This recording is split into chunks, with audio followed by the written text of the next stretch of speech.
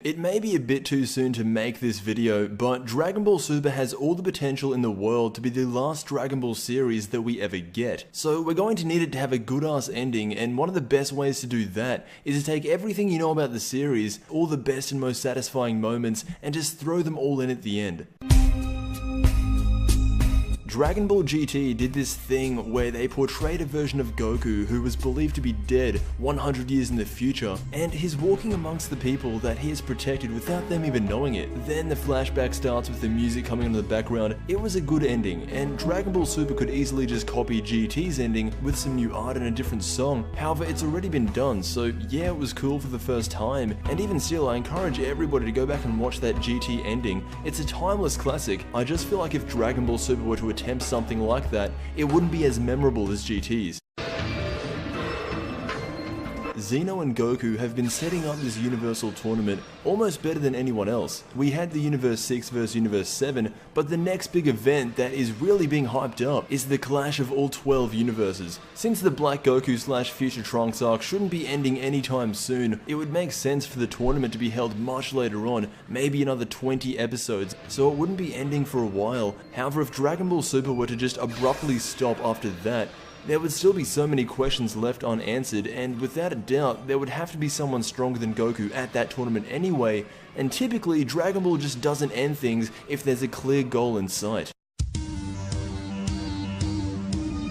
I'm only going to go over this one real quick because everyone just expects this. So far, there has only been 2 fights between the Saiyan rivals, Goku and Vegeta. Vegeta technically won in the first battle, but Goku won overall, and Vegeta clearly won the second time, even if he was hitting him when his back was turned. Since those 2 fights, there hasn't been a third, and there hasn't really needed to be. But of course, people still want to see, when at full strength, who wins, Goku or Vegeta.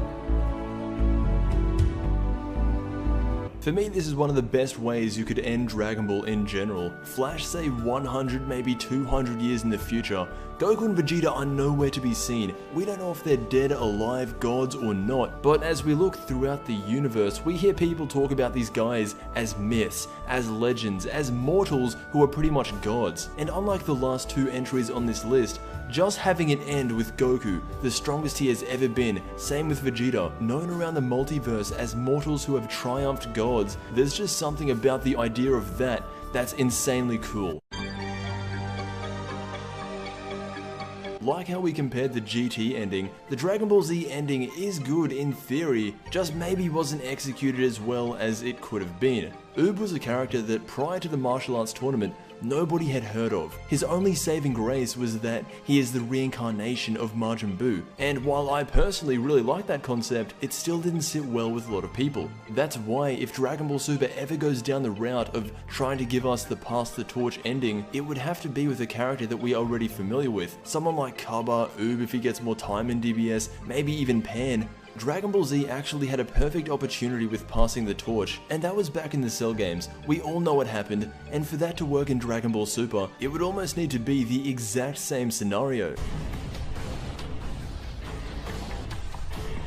Black Goku is growing stronger and stronger as we speak, and it doesn't look like he will be dying anytime soon. The Future Trunks arc could last a while, and because of that, they really could build up this ending through the death of Black Goku. Maybe they could have a negative Spirit Bomb go up against a universal Spirit Bomb, and that would bring the juggernaut of a character and series that is Black Goku and Dragon Ball to a close.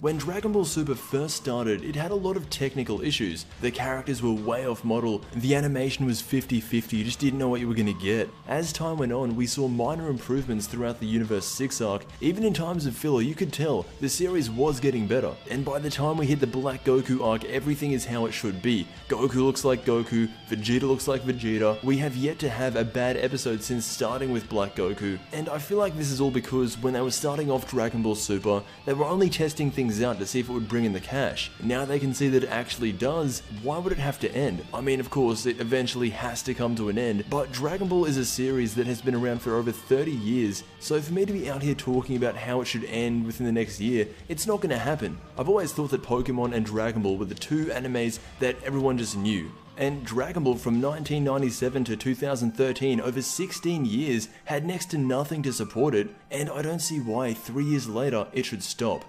This has been 6 ways Dragon Ball Super should end, and 1 way why it shouldn't. If you have any other ideas, let me know. As I said before, Dragon Ball Super shouldn't end.